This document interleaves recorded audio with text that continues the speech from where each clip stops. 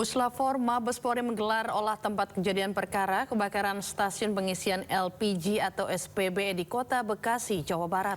Dari lokasi kejadian, tim Puslapfor menyita dan mengamankan sejumlah barang bukti.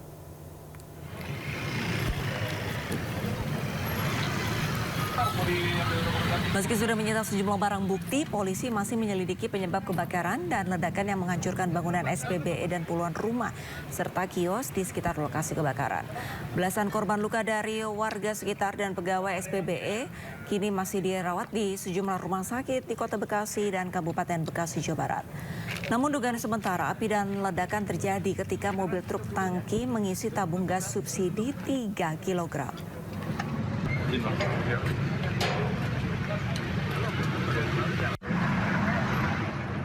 Masih kira-kira masih melakukan pendalaman di sana untuk melakukan penyidikan di dalam seperti apa penyebabnya, seperti masih dalam penyidikan.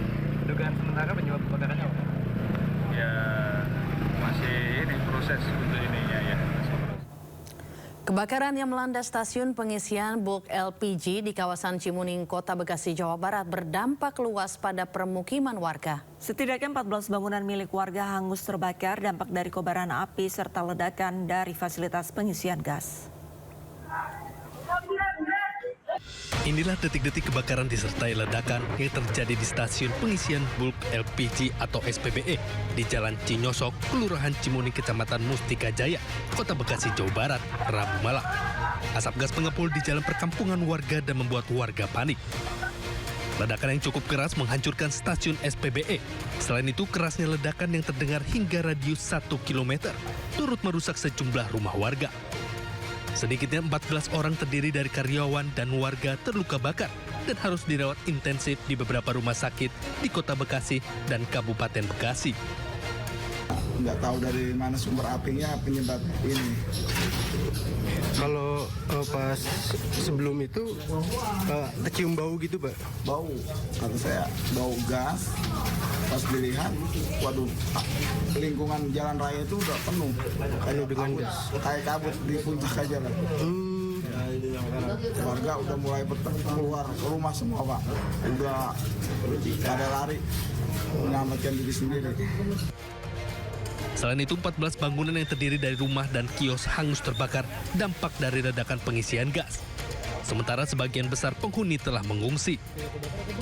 Terkait insiden ini, Pemkot Bekasi melakukan pendataan untuk membantu perbaikan rumah warga, terutama bagi mereka yang tergolong tidak mampu. Pihak kepolisian Polres Metro Bekasi Kota masih melakukan investigasi terkait penyebab kebakaran disertai ledakan di stasiun pengisian bulk LPG ini. Dari Bekasi, Jawa Barat, Rahmat Hidayat, iNews melaporkan. Ya, sementara itu 14 orang korban kebakaran dan ledakan di SPBE hingga kini masih dirawat di rumah sakit di Bekasi, Jawa Barat. Biaya penanganan korban di rumah sakit ditanggung pihak PT Pertamina Patraniaga dan pemerintah Kota Bekasi. Seluruh korban umumnya menderita luka bakar akibat ledakan SPBE PT Indogas Andalan Kita di Jalan Cinyosok, Cimuning, Bekasi malam tadi. Korban dirawat di Rumah Sakit Permata Bekasi Mustika Jaya. Saat ini 1 orang masih berada di ruang IGD dan akan dipindahkan di ruang rawat inap. Sementara 1 orang lainnya menjalani perawatan di ICU akibat luka bakar yang cukup parah. Korban mengaku saat kejadian api cepat merembet sehingga tidak sempat menyelamatkan diri. Petugas menyatakan pasien yang dirawat di ICU mengalami luka bakar 45%. Pasien kini dalam penanganan dan masih menantikan tindak lanjut dari dokter spesialis. Total ada 14 orang yang menjadi korban ledakan. Pihak pemerintah kota memastikan biaya para korban ditanggung BPJS dan PT Pertamina Patraniaga.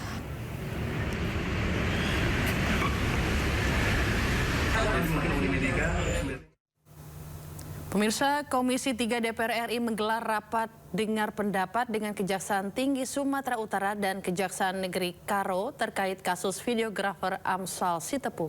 Komisi 3 menilai penetapan tersangka Amsal Sitepu janggal.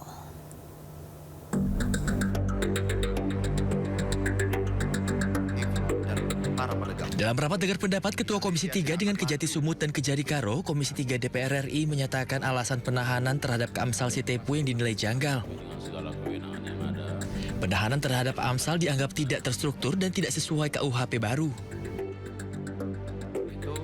Dalam sidang, Komisi 3 juga menyoroti keteledoran kejaksaan dalam penyuratan yang mengakibatkan kekeliruan pemahaman terhadap status Amsal. Pemberitahuan, penetapan, pengalihan penahanan. Ini kan dua hal yang berbeda. Ya, kalau penangguhan penahanan itu kan diatur di pasal 108, ya. Pengalihan jenis penahanan pasal 108, sementara penangguhan penahanan pasal 110 KUHP. Pengalihan memang tulisannya salah pimpinan. Salah memang, Bu, ya. Siap salah. Salah sengaja atau apa? Siap. Memang salah yang mengetik pimpinan. Ibu tanda tangan nggak cek.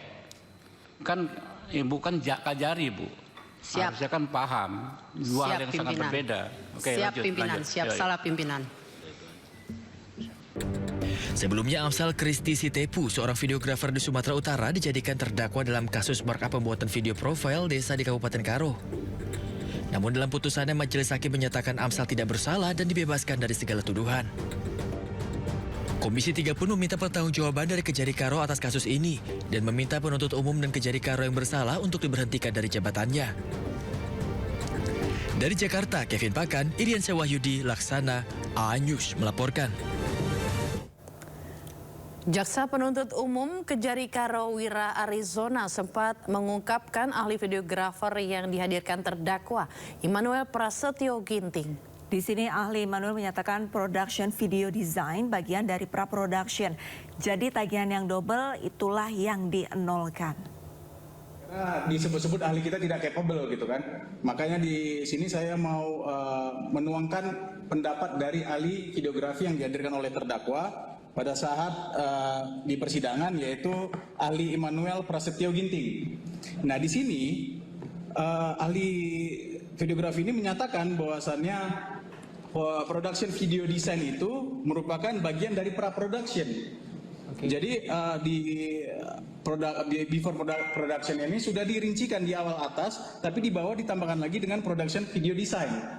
Nah di sini juga keterangan dari ahli yang disampaikan oleh Immanuel Prasetyo Ginting, bahwasannya talent itu sama dengan manpower. Manpower itu apa? Yaitu kameramen, cutting, editing, dubbing.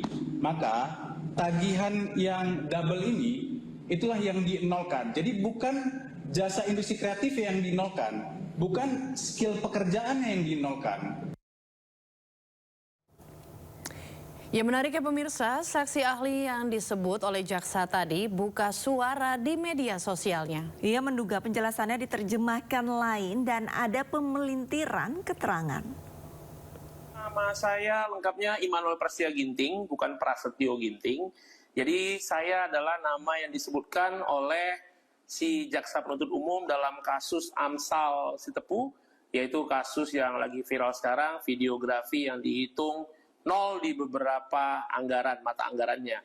Oke, nah saya benar, saya adalah saksi ahli yang didatangkan oleh pihak Amsal Sitepu dalam persidangan ketika persidangan itu berjalan.